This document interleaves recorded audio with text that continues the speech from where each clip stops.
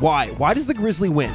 Because it's got 10 fangs, Okay. and the gorilla only has, like, 2 sharp teeth. But a gorilla's a strong motherfucker. Listen, he can go. I just watched a video of a grizzly bear, like, throwing around this human that was inside this glass cage thing. Uh-huh. That was scary. Yeah, but a gorilla can toss punches. Punches, Kevin, punches. Nothing beats a punch. Hello, everybody. Welcome to NameCast. My name is Nathan, and beside me is my trusty co-host, Kevin. Hey, you said your name normal this time. I don't know if I describe that normal. Actually, it's typical for this here. channel. yes, absolutely. We got a great show lined up for you guys. We're going to be talking about Starcraft Remastered, the GameStop closures, a little bit of diving, dodging, Dodgeball, and Xbox. The Xbone, as I wrote it down here. Yeah, that's how everybody knows it. I know, that's just what you call it, man. Anyway, it's good, man. How you been, dude? How you been? Been good. It's been a busy week. Yes. Been doing stuffs. Mm-hmm. I barely remember all the stuffs. Wow. One of those weeks. It's just stuff went by so fast. It's like, ooh. Yeah. That was a lot of stuff. It was a lot of stuff. Lot of stuff. Yeah, same for myself, man. But you know what? We got to get into it. We got to get into the housekeeping. Okay, Kev, what you been playing, bud? I've not been playing any games that I am privy to talk about. But secrets. As a little bit of an announcement, yep. I'm going to be on Bonus Barrel. He is towards the end of April. We're crossing streams. The streams are crossed. So I've been playing a game to get prepared to talk about that game on their show. Mm-hmm. So for people not familiar with their format, they do like a game for each episode. Everybody plays it, and then they all kind of be like, hey, yeah, I recommend this game or I don't recommend this game. They have a cool little system. Yep. So yeah, I'm playing a game. A game that you cannot talk about. Yes. It's a handheld game. Okay. I'll say that. Okay. Bam. Little hints. Little hints. And also, even though it's going to seem like it was in the past, but it's actually in the future, you're playing City Skylines as well. Yes. Yes. I have some plans for a video. Mm-hmm. That hasn't happened yet, but you would have seen it if you're a loyal viewer. Yes. Yes. Correct. Like 2 or 3 days ago. Yeah, like 2 days ago. Yeah. Yeah, and I've been playing a lot, man. I totally, no, I haven't played anything. But because I don't want to let you guys down, I have some free time tomorrow, so I'm going to play Mass Effect Andromeda, and then I'm going to, edit it in seamlessly and just give my impression of the first hour or so, because I don't really have much free time. So cue that now. Bah! I'll use a Boeing transition. There we go. The perfect transition. So I wasn't able to get very far into the game. I'm about, 20, 30 minutes in maybe. I just landed on the initial planet, and I don't know how I feel so far. I mean, some of the I haven't run into any animation problems, so it's totally fine there. But I did have one issue where I was trying to inspect an object, and I pressed triangle to inspect the object. I'm playing it on the PS4. Anyway, I press triangle to inspect it, and then he decides to talk to someone that's way across the room, and they have this cinematic with him. Not a cinematic, just like a dialogue scene where you're talking with this guy, but you can barely even see him because there's a locker in the way. They kind of F that up a bit, and if I'm already running into that, and I've probably only inspected about 5 items, I feel like I'm going to run into that a lot more, which is kind of annoying. So it's you have this what's supposed to be this intense scene when you're talking to someone, but you don't see much of it because you're halfway across the room or something like that. Maybe I'll just have to mind my clicks a little better, but I feel like that's not something that should be my fault. I don't know. Maybe I'm just a little critical on the game so far because I've heard some negative things about it, but I want to love this game. The original Mass Effect games were just very, very up there for me, and I was a big fan of them. So I'm hoping to get into that more. I didn't get into any of the combat yet. I basically just passed the initial tutorial section. We literally, just landed on the planet like I was saying. But anyway, so the first time they try and teach you how to walk, you're in zero gravity. It's an odd decision, I think, personally. And then you can walk around after that. But it's I was falling out of the ship because it gets hit by a lightning strike. And I'm falling, and things are kind of getting intense. And he's talking to his Sam companion, which is kind of like Cortana in the Halo series. Anyway, so he's talking to him, and I kind of like the play between them so far. And he's talking, and he's like, "Oh God, I'm gonna fall!" Boom, loading screen. and then it jumps into the cinematic. It's like, why? Are you really that technically limited that you couldn't just like, boom, we get the fall, crunch, down, and then loading screen? It totally took the momentum right out of it, like just sucked the wind out of the sails. So I don't know. I mean, maybe it's just got a bad initial. Plus, I'm only like 20, 30 minutes in, so I have to do this kind of review now just for time constraints and all that stuff. But yeah, I'm optimistic. Maybe we'll see. The game isn't as ugly as people are saying it was. It's not an ugly game by any stretch. The facial animations are kind of weird, and I did run into an issue where someone was trying to talk to me, and I said something, and then like they just immediately jumped right back to their initial text. So I forget what we were talking about, but it was like an investigative bit of text basically. So if you haven't played these games, basically the way they work is like you have your branches to go through, and then if you want, you can go off on this side branch to ask a question about something, and then usually you can go down different branches of that. So I finished this side branch and then just boom, jump right back into the question without any pause in between. So it was like, so that's how this happens. What do you want to do next?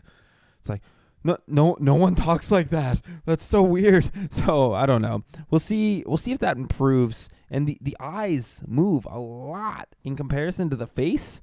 So it kind of makes for some stiffness. And I did notice some frame drops already. So I mean, I am just playing on a standard PS4, but if Sony was, not lying to us, they said that your games will be fine on PS4. PS4 Pro is for just a more advanced experience. So I certainly hope the system's not already getting outpaced in that regard. Because, I mean, I guess it is, about 3.5 years old. But still, I should expect it to run properly on my system. So that's how I'm feeling about it so far. I wouldn't say super negative impressions, but again, 30 minutes in. So I haven't given it a full fair shake yet. On next week's NameCast, I'll be able to really, at least I'm hoping, I'll be able to actually sink some time into, we'll see. I got a lot of projects on the go. But anyway, I'll try my best to play a little more and give you a fuller impression of the game. But that's what I'm feeling so far. So coming back from that, Kev, we got some topics to talk about. We got some things that are going on in the newses. So let's get into it.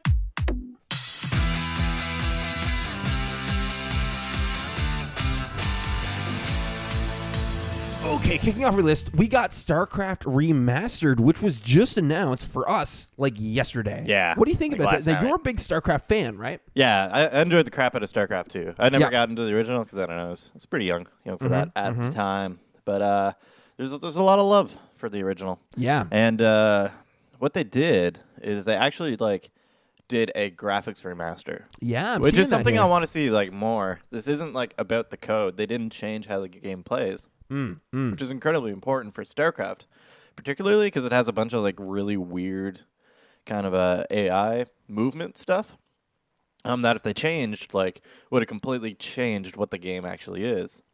So what they did is they made brand new high resolution graphics. Yeah.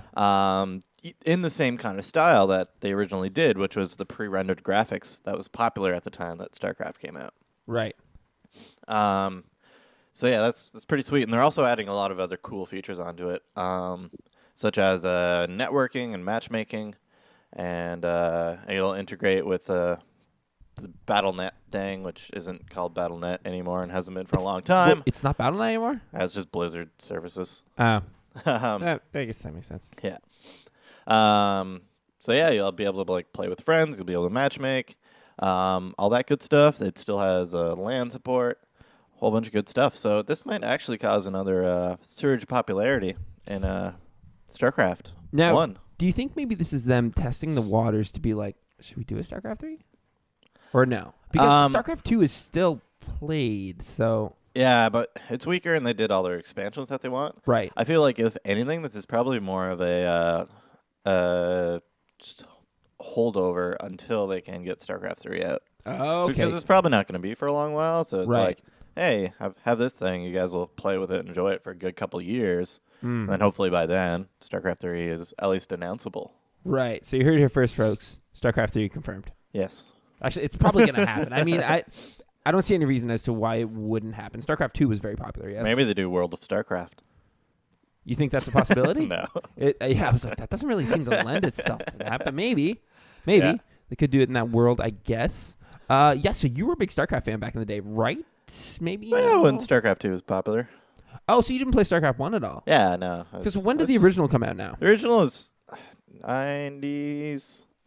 It was like Warcraft 1 came out, then Warcraft 2 came out, and then StarCraft came out. Right. So, yeah, I was pretty young then. 98. Yeah. Yeah, little 6-year-old Kevin probably wasn't going to grasp that gameplay very well. Fair enough. And yeah, it really wasn't. It came out at a time that it wasn't too long before the game was just outdated.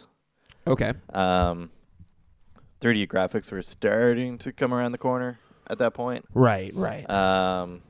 And yeah, I don't know, but I love the idea of a remaster. I'm probably going to play this.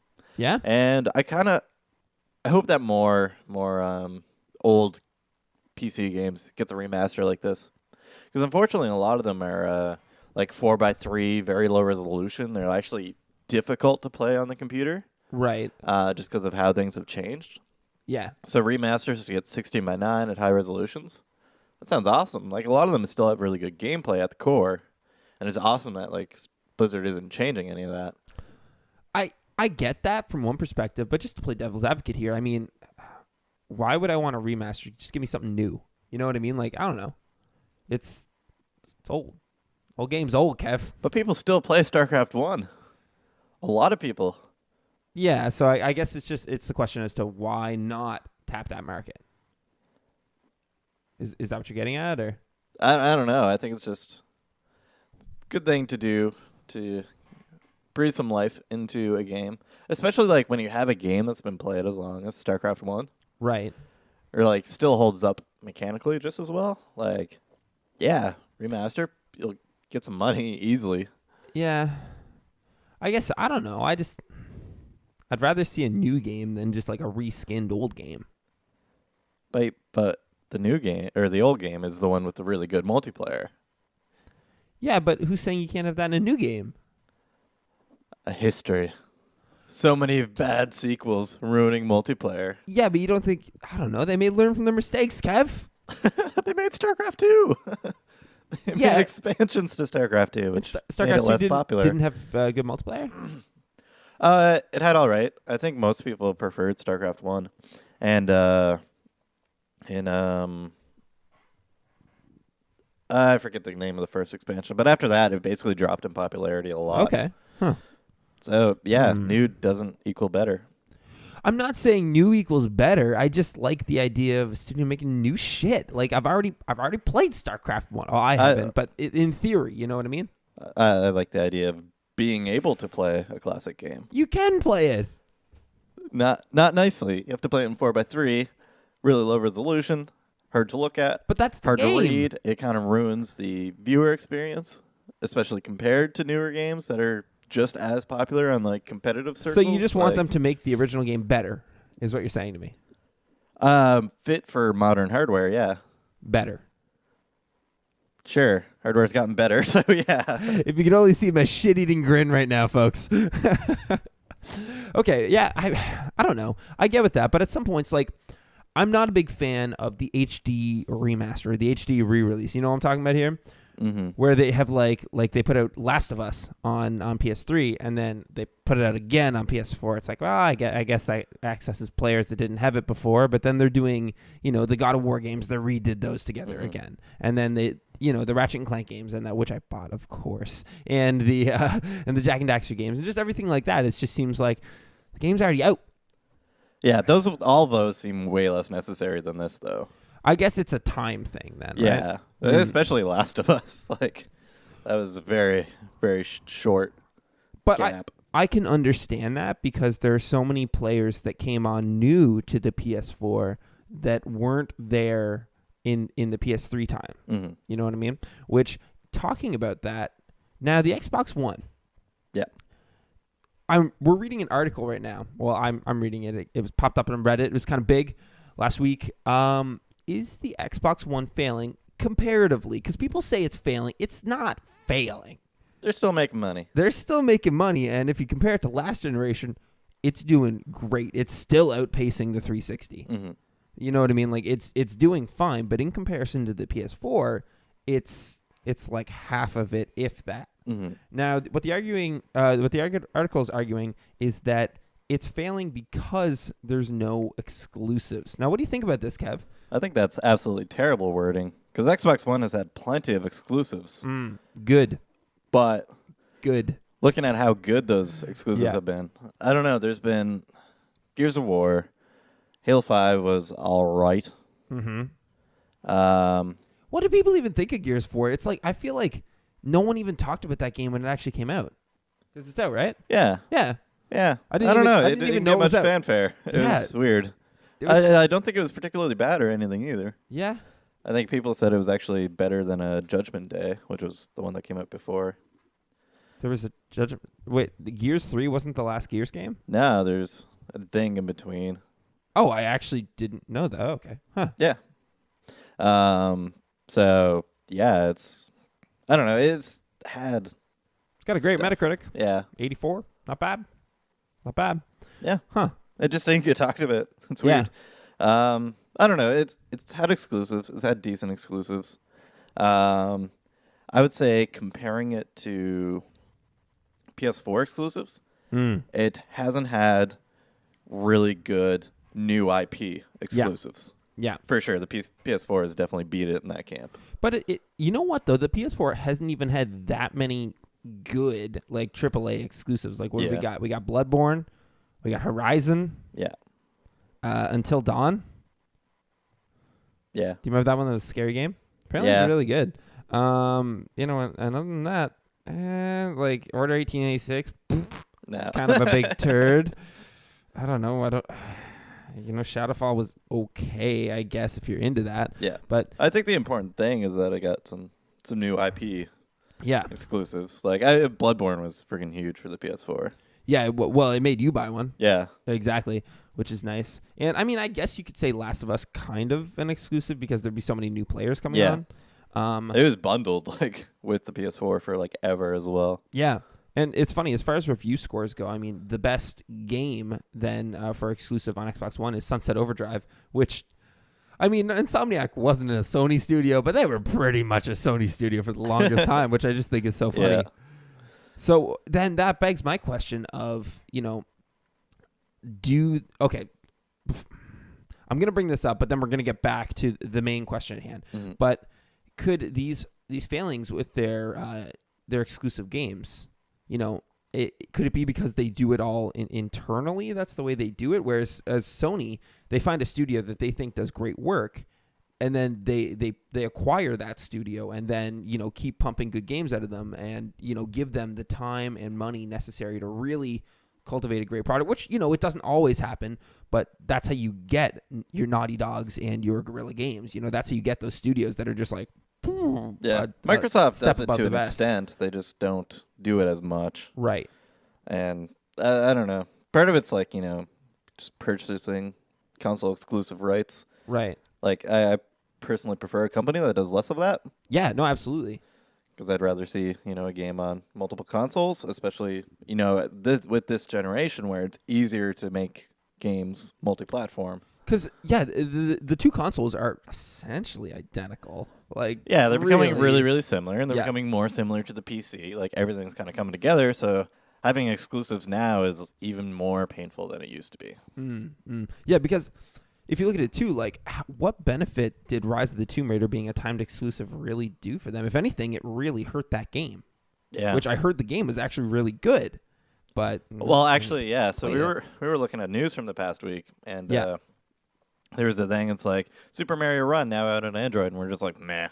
Yeah, because like the ship's already sailed. Yeah. You know, there's nothing cool about it, about that. Like, there's no way to generate hype for something coming out on a platform way later. Yeah, and my initial idea was that Crystal decided that was a good idea to make because they were originally going to launch right at the same time as Uncharted 4, which ultimately you don't want to come out at the same time with another game that is very similar to your game that's probably going to be better. There's no getting around it. And so I feel like they tried to avoid that, but then Uncharted 4 got pushed in date, and then they ended up coming out near the same time on the PS4 anyway. Yeah. So it kind of didn't work for them at all. Nah. I wonder how those deals work. I guess it's probably just like a bag of money. It's like, just give us this for a while. Yeah. Like that's it. Yeah. So anyway, so getting back to the main topic at hand here, is it's comparative failing because of the lack of exclusives. Now I'm going to say yes. I think that's a really silly opinion when there's so many other failings to point to. It's a 40-60 in my mind. 40% because of that, 60% because of the terrible start in 2013, which is just going to haunt them this whole generation, which is why I think Project Scorpio is kind of maybe their approach, hopefully, at just clean slate. Yeah. Well, like, especially with Scorpio, they should get a big kind of like head start ahead of Sony, because it seems like Sony's not really caring so much. But Scorpio's, the other weird thing, too, is supposed to be compatible with all the Xbox One shit.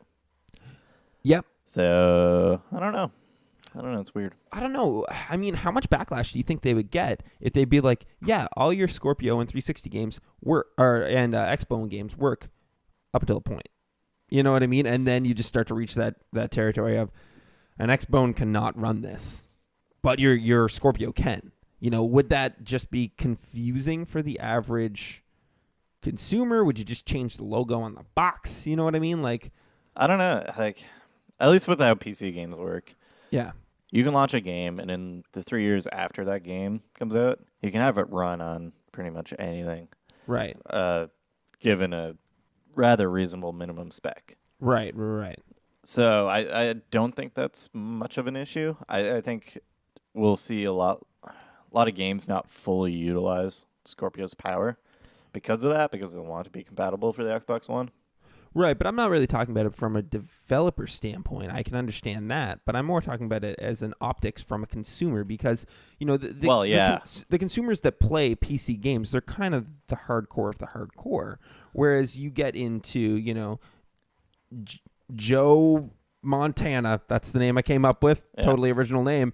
You know, he goes out and he buys Madden every year. You know, and then he gets it, and he's like, "Why the fuck doesn't this work on my system?" Like, well, that's what I was saying. Like, you only have to worry about, like, at max, the 3-year window after the game comes out. Okay. With PC, like, because there's so many different components and stuff, there's minimum specs on the box, and it's up to the consumer to check that. Right. There's only going to be 2 consoles, or maybe 3 consoles that third year from now. Right. Microsoft can handle that, or the game developers themselves can handle that thinking on the consumer's behalf. Right. So I don't think it's much of an issue at all, especially with, like, you know, PC games like have plenty of options to make the game run better on lower performing hardware or look nicer on higher performing hardware, and there's no reason console game developers can't do that as well. Now, would that not add an extra strain upon development? Because I understand that it is kind of easier on your PC side of things, but when you get into, you know, console specific stuff, do you think that's going to add an extra strain? Because it seems like we're getting a lot of buggy ass games anyway. So adding this extra element of make these different SKUs, you know, is that, I feel like it's going to result in more buggy assness. Well, it's not that much more work to implement that stuff. Yeah. It requires a bunch more testing with various settings and stuff. But from Microsoft's perspective, they want all the games coming out on Windows as well.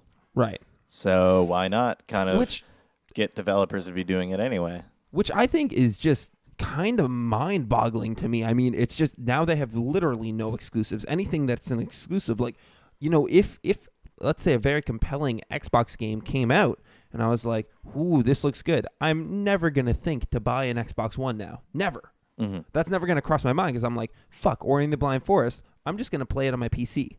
Mm-hmm. Why the fuck are they doing that? Do you think this is a good decision? I mean, I guess I can understand from like a Microsoft, not Xbox, Microsoft standpoint, how it's, you know, it's uniting everything. But with Xbox, they're just kind of cannibalizing their own market, you know? Yeah, well, I think what's the difference between the margins on selling a console and the margins of selling games in the Windows Store? they're going to get way more money from the Windows Store downloads than they will from console sales and the $10 fee on every game sale. There's a $10 for physical copies. Yeah. Oh, yeah. So, yeah, I think they're just going where the money is. And as consoles and PCs get more and more similar, it's better to be well-versed in catering both those markets at the same time. But then they're losing that console sale. Yeah. And they're just going to take the hit. Yeah. And you think that's following the money? Yeah. Okay. I mean, I guess on a positive side, it does kind of proliferate the brand a little bit as it opens it up to more eyes. Yeah. Which is nice. But I don't know. I mean, I guess if your ultimate goal is to sell Xbox Ones, that's not going to achieve it, clearly. Yes. But I don't know. It's kind of a funny loop around to the Xbox One's sales versus the PS4. And it's like, with their strategy they're using currently, yes, they should be selling less. Mm-hmm. But they should be making up all that money in Windows Store sales of Halo Wars 2 and whatever other Xbox One games have come out on the Windows Store. Right, but is Halo Wars 2 even that good? Is Halo Wars 2 even that good? I don't know. From what I hear, people enjoyed it.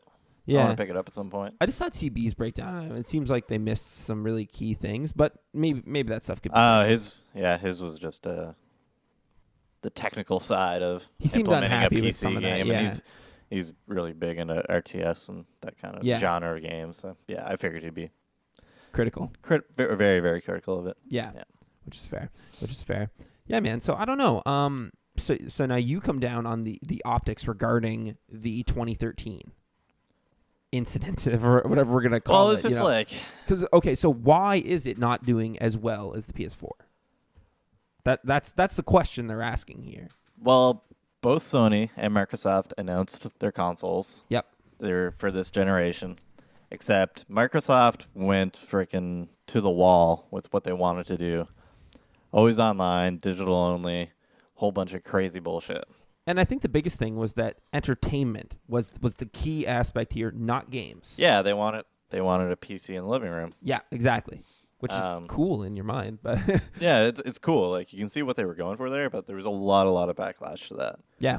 So immediately upon everybody's first impressions, it was, PS4 is the way to go. Yeah. Continue that on. And Sony ran with that, though. Prices get announced. Yeah. PS4 is cheaper. Yeah. Yep. And then because they originally had a Kinect pack-in. That was the original intent, right? Do you remember that? Yeah, you had to buy it with the Kinect. Yeah, but now then they quickly made it so you can buy it without, and now Kinect's basically not supported. Yeah. Yeah, because I mean, it's kind of unfortunate too, because we probably could have got some cool Kinect games if they had kept it in. Yeah. Because the reason why a developer wouldn't want to develop for Kinect games because the market is so small. Because how many Kinects are really out there? And probably there's 25 million Xbox Ones. Yeah. Is there? I think 1 million Kinects would be even too much. Yeah. There's probably not that many out there, but. If there was 25, then there'd be 25 million. At least you're selling to a reasonable margin to be like, yeah, we could sell this game. Yeah. Maybe we can make some money off of it. Because I remember Harmonix was making like it wasn't a launch game, but it was like a launch window game that was specifically for the Kinect. And they're like, shit, we just lost a ton of money. Yeah. When they announced that it wasn't going to be a pack-in anymore. And I feel like Sony really ran with that and just kind of, that E3 conference though. Yeah. It was ridiculous. I'd never seen so many drop the mic moments. Yeah, so there was all that, and then when actual launch came about, there was nothing super strong on the Xbox One. Yeah. One of their biggest earliest games was Master Chief Collection, which freaking bombed. It bombed because it had so many technical and network issues. Yeah, like it was actually unplayable for some people. I don't understand how almost unplayable for the rest. How a company that big could let something like that happen. Deadlines, and I don't know, somebody who only deals with numbers was like, if we launch it now, we'll make more money than if we launch it 3 months from now, with no future sight. Yeah. Right. It was just about what's going to make us more money in this 6-month window. But you know what's funny? the exact same thing happened with PS4, but like almost no one knows about it. Drive Club came up. It was broken for a year. Nobody gave a shit about Drive Club. Exactly. Compared to Halo. Yeah, no, right? no, exactly. So they got away with that because Sony had the same level of failure. They fucked up in pretty much the same way, but they got away with it. Yeah, so that was the Xbox's biggest release at that point. Yeah. And then a few months later, Bloodborne drops for the PS4. Yeah. And the choice from then on is very, very clear. PS4 is better than Xbox One. And honestly, I think it's the first 6 to 12 months of a console release decides the entire generation. Okay. PS4 were just so much stronger then. More people had PS4s. Oh, all my friends have PS4s. I should get a PS4. Right. That's what they're talking about PS4 games. I should get a PS4. Right. Right. Whereas way fewer people had Xbox One. So there's less of that social sharing stuff. And, just as that kind of mentality gets shared around between friends and stuff, then just the general social mentality is that, PS4 is better for this console generation than the Xbox. Right. And that just sticks. It just stays. Yeah. And I would also say the initial push for indies on the PS4 was just, it had Xbox One beat because there were so many more games as well, just like smaller game experiences. But you said that Bloodborne was out there, which made it that much more appealing. So you're kind of agreeing with the article. You're just not agreeing with the absoluteness of the article. Not really. I think it's because of this. A new FromSoft game compared to a new Halo game, like they're on equal exclusive footings. Those are both super awesome titles that you want on your console. Yeah, but if it doesn't work on Xbox One. Yeah, so there's failures other than having an exclusive. Yeah, but it's not just having the exclusive, it's the quality of the exclusive that I think is implied here. Well, it's because of no exclusives, right? The title is explicitly wrong. I guess I can see where you're coming from. They should have said no good exclusives. But it does have good exclusives, right? You just can't boil this kind of shit down so much.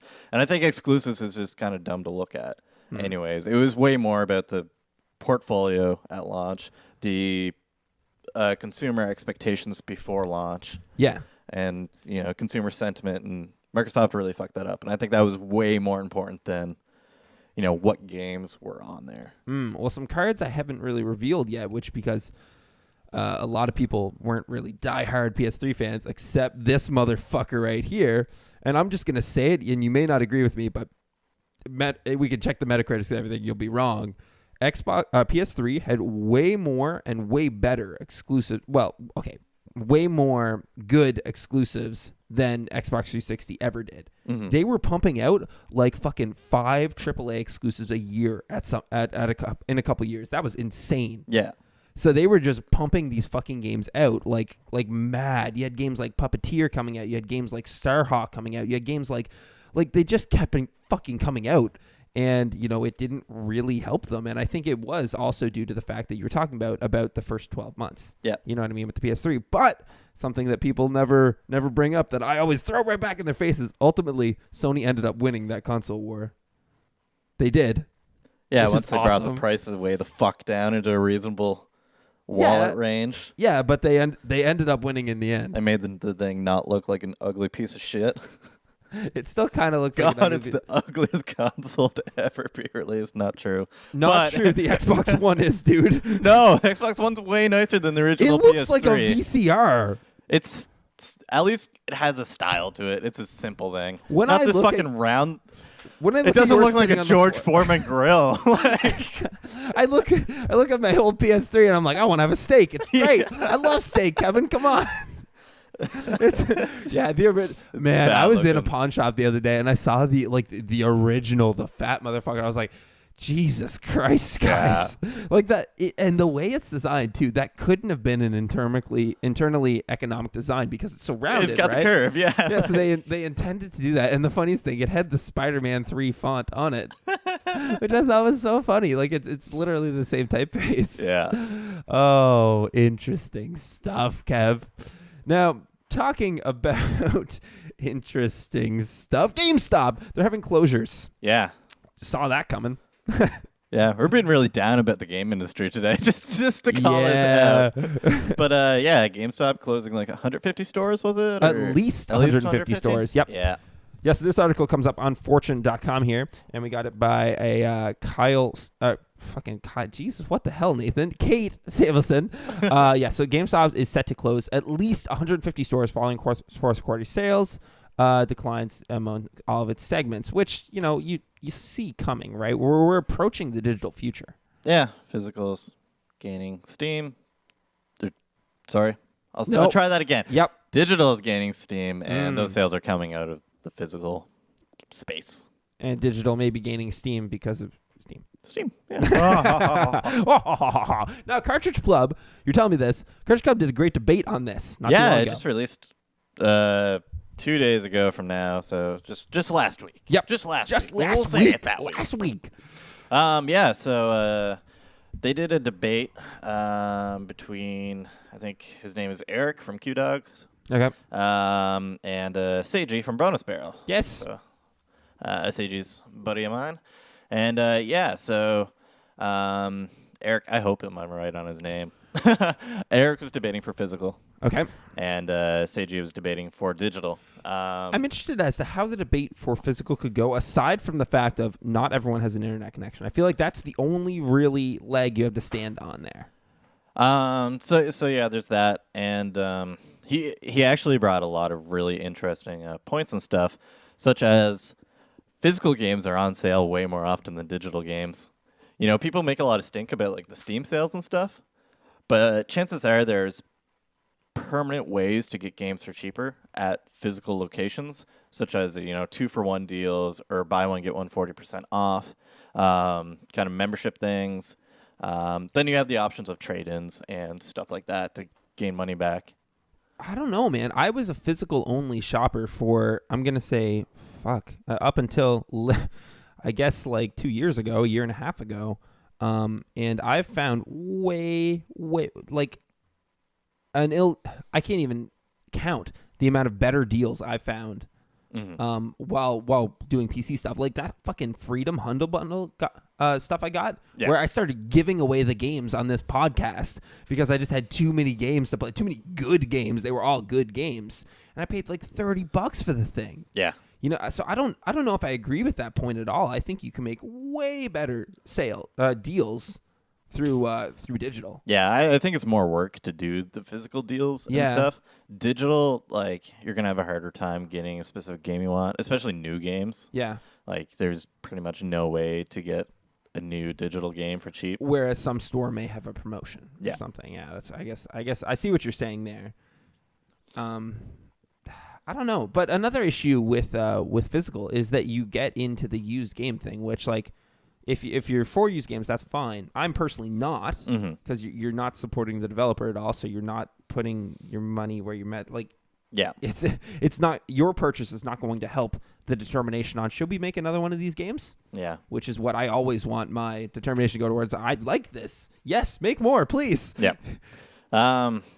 Yeah. Anyways, I'll put a link to the Cartridge Club debate. Yep. Down in the description, or maybe I'll do one of those things. It's like click here. Okay. Yeah. You gonna do that? Wow. Is he actually gonna do it? If he doesn't do it, if he forgets, you got to leave a specific comment. What kind of specific comment are we coming up with here? And then you see it and you're like, I failed.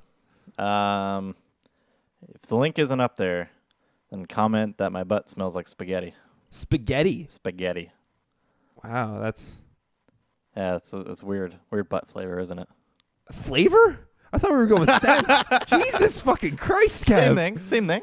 I don't know about this. So now, oh my God, we got to get back to that is disgusting. That is horrible. I hope everyone just took their headphones off. They're like, I'm done with the internet for the day. Like, I can't do this anymore. I hate spaghetti too. Like, okay. You're freaking weird though. Oh, so GameStop closures. So closing 150 stores. Now, we see this coming. We see the digital future approaching, yes. Now, do you think this could be due in part to the Circle of Life program that was leaked? So describe to us what this is. I was trying to remember lyrics from the Circle of Life from The Lion King, and I couldn't. I off the top of my head. It's the Since we arrived on the planet. Of life. I don't know. Yeah, that was well sung. I know. It was right in my headphones too. It was woo. Anyway, yeah. So Circle of Life. I thought you were gonna fall out of your chair. Circle of Life is basically a program that EB Games or GameStop, which is EB Games in Canada. Anyway, which they had on where they had incentives for stores to sell used versions of the game because they get higher margins on those games. Yeah. Right. So anyway, so they were looking at doing that. So when customers would come in asking for a copy of the game, they would say they had no new versions of the game, only the used, when they actually had new. And they would make sales like this, and like each company had to hit a certain level, a certain quota of used sales to like get their bonus or something, to basically keep the doors open maybe in some instances, which would make a very negative environment and not positive for selling new games, which ultimately helps the developer. Yeah. Which, is bad, really bad.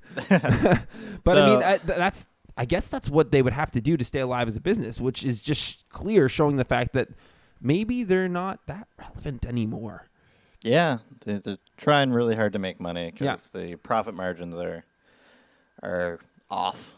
They're falling. Yeah. But I would like to mention a little bit of indirect way that used sales do help the developer, and that the more used sales of a game, then that developer is going to seem better, and that store is probably going to order more new copies of their next game or the sequel to this or whatever. So it's not completely irrelevant to helping that company. But plus, it can also help with kind of the I'm going to say mind share, even though that's probably not the right thing. But like, if I'm playing game A and I'm like, I bought a used copy of it, I'm like, this game is sick, and then I show it to my friend. My friend's like, whoa, this is pretty sick too. Maybe all my friends that I show buy used copies as well, but at least we're all talking about it, and we're going to be really interested in the sequel. Yeah. You know what I mean? So even though they didn't directly receive our money, they are getting a fan.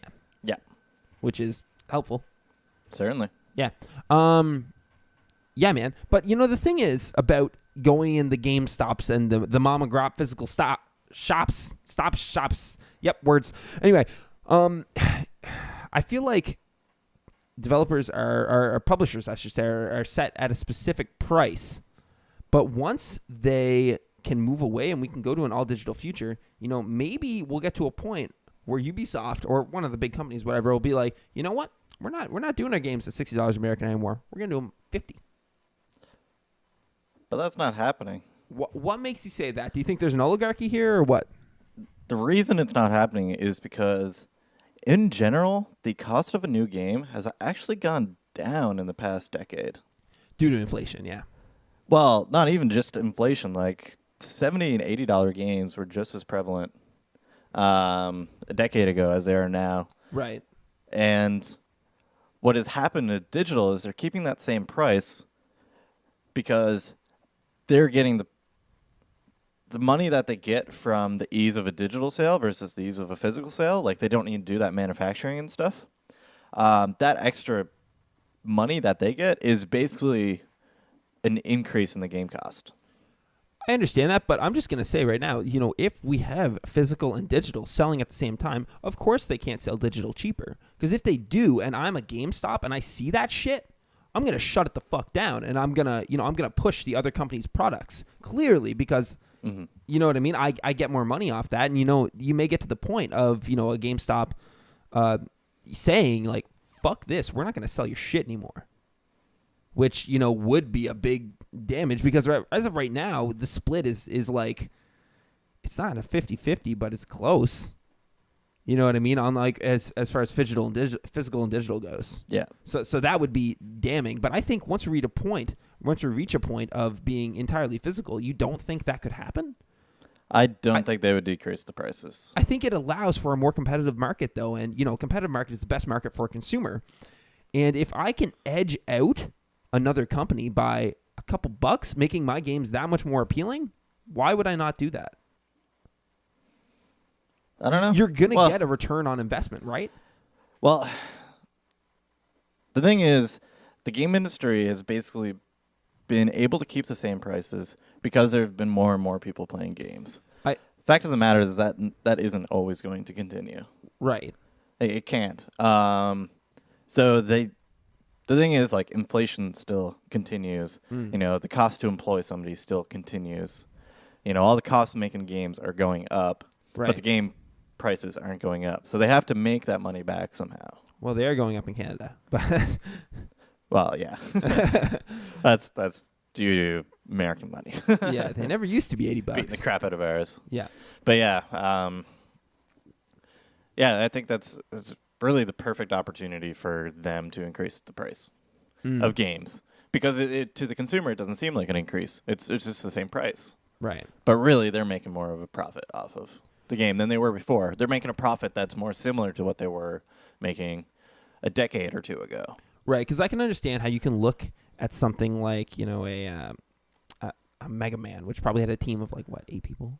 You know, and then you compare that to, I don't know, what did the last Call of Duty have? Probably a couple hundred people? You know what I mean? Like, it's not the same level of production anymore, dude. Yeah, there's way more investment money, and, you know, it's made up by more people playing, but the amount of people playing and buying games isn't going to continue climbing. But I think allowing for kind of an even platform like that, whereas everyone is selling on digital, it does allow for that more competitive edge. And I think it makes sales and stuff like that easier, such as, like, you know, stuff Steam does. And, you know, I think we'll see probably, like, Microsoft Day and Sony Day, or Microsoft Week, Sony Week, where they have their own weird kind of time slots where there's nothing really else going on. Yeah. But, you know, Microsoft's going to make this like, hey, this is our big sale week, where nobody else is really doing sales. Right. Sony would probably do the same thing. Who knows who does it first? But, like, I think we'll see stuff like that, which is good, because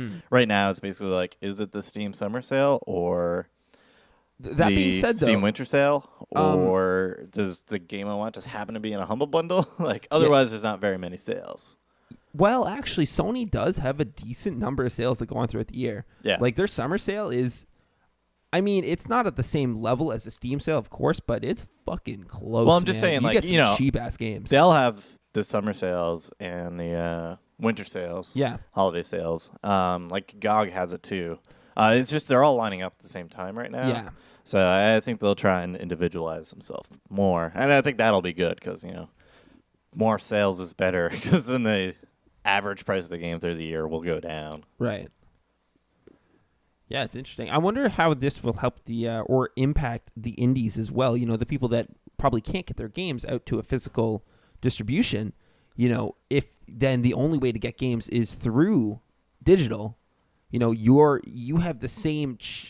you're on the exact same platform, and that you have the same opportunities as big AAA game when you're like a 2-person operation.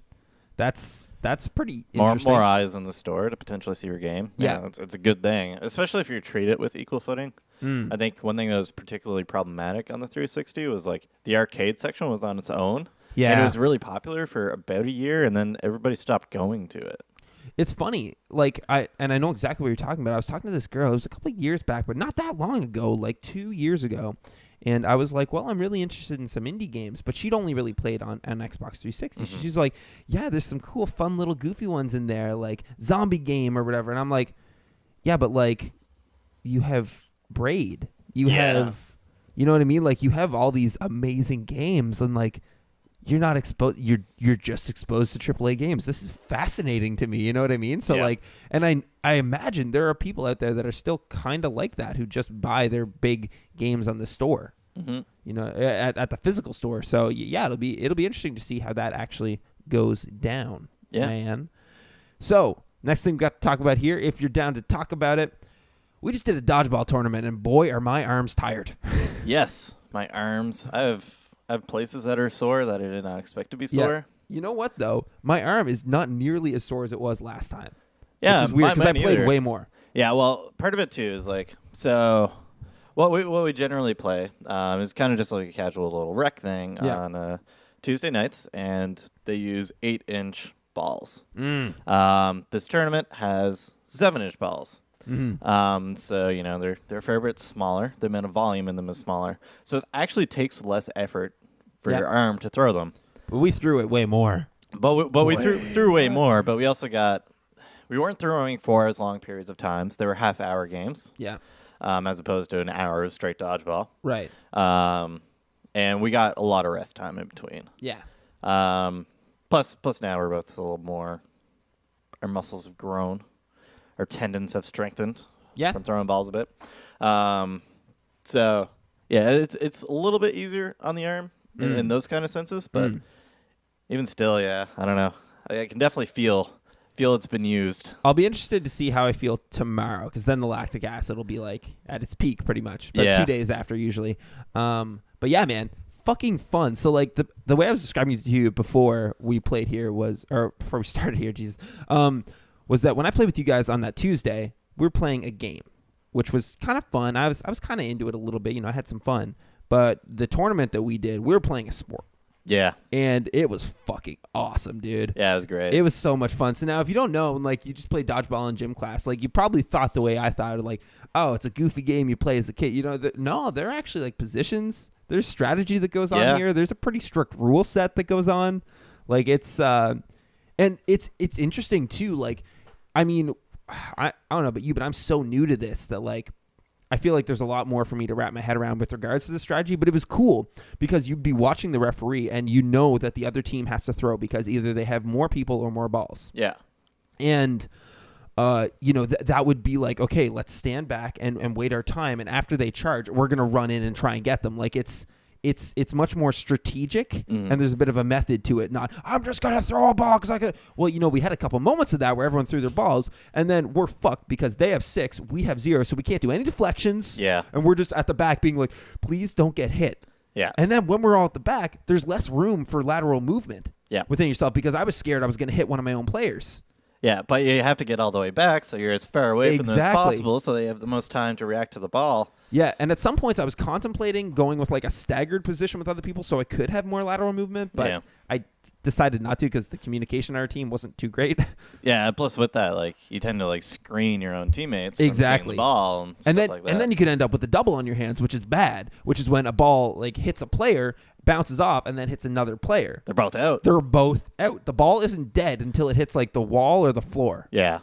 Which adds a whole other dynamic to it that I never played in high school. Yeah. Or gym class or anything. Yeah. So I don't know, man. It's super fun, and it's something that I feel like I could really sink some time into. It was really cool, and like, I didn't really know about the positions at all before, but I guess like, the people on the ends, they're faking all the time. Well, yeah, they're very, very important positions because they have a wide angle on people. Yeah.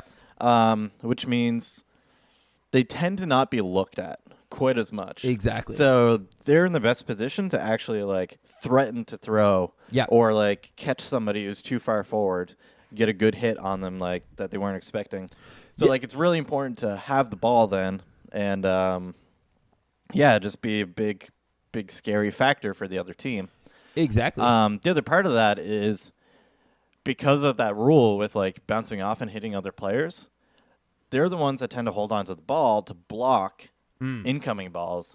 Yeah. Because if they deflect a ball, then there's only one player to their side that they could possibly deflect it into. Yeah. And get them out. Whereas if somebody's in the middle, then they can deflect it to either sides and hit players on their sides. Exactly. Right? Yeah, because as a blocker on the side, you can be like, just try and hit it towards the wall so that I don't get another one of my players out. Yeah. Yeah, which is definitely good. And it's cool, too, because you can have another player coming up, let's say, through the middle, and they're trying to get a ball. Well, then you have one of your people on, like, the wings. They then fake the person out, kind of freaks them out for a second, and then another person can just hit them. Yeah. Because they're all freaked out, and their attention is distracted. So many mind games. So many mind games, man. And, like, it's funny, too, just, like, looking at people. Because, like, you need to focus ahead of you. So your eyes widen, and you have a very wide kind of gaze. And I don't know about you, but I was very low with my butt out the whole time. So I was like kind of hunched over because, we're both pretty tall dudes. Yeah. And, people at the beginning, people were just pegging me in the head. And I was like, son of a bitch, because a lot of shots just tend to go high. Yeah. Or a lot of throws, I should say.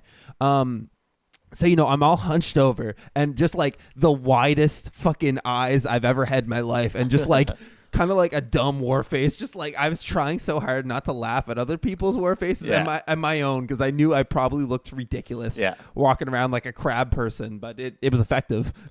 Yeah, it works. Yeah, you just make yourself a small target. Like, yeah, exactly. It's really hard to throw a ball fast and accurately. Yeah, it is. You can throw it accurately and slow, and then it's easy to catch, or you can throw it fast and not accurately and hope it hits the person. Yeah. So basically, a lot of people were just kind of whipping them at the other people and just like it's somewhere in that general direction in hopes that it'll hit them. Yeah. It's mostly just hoping that they dodge into it accidentally or something like that. Exactly. And like that's something that the higher level players even do. Like they can't hit it that accurately. Like the guys we were playing with, some of them, they're going to nationals. Like they're pretty good. Yeah. Like, so we were at a fundraiser for them to get to nationals, essentially what we were in. Yeah. So we're raising money for them to go train. Yeah. Register teams, stuff like that. All that stuff. But yeah, super cool, man. Yeah. It was a lot of fun. Had some good experiences. Yeah. So do you think you're going to get more into it? Yeah, I think so. I think this has definitely made me more interested. Now that I got more exposure to like the strategies and stuff going on. Yeah. I think there's a big part of, just being interested in something beyond just this is a fun thing I do with friends. Yeah, no, absolutely. Like I may join you for another like Tuesday thing, but I would rather get involved with some type of more competitive angle. Personally. Yeah, we do have a league that's kind of more like that. Oh, that you're involved in too? No. Oh, okay. I'm not involved in those leagues yet because I think they have season ending fairly soon. Oh, okay. So next season when that comes around. So how's it work? Do you like try out for a team, or is it just like? Nah, I think you form teams. Okay. Generally, the teams have a lot of people because not everybody can make it every night and that kind of stuff. Right. And yeah, you can just always just do a rotation of people. Cool. Yeah, man. A lot of fun games. They're cool. Yeah. Stuff. Fun times. Fun times. Yeah. Little interesting tidbit.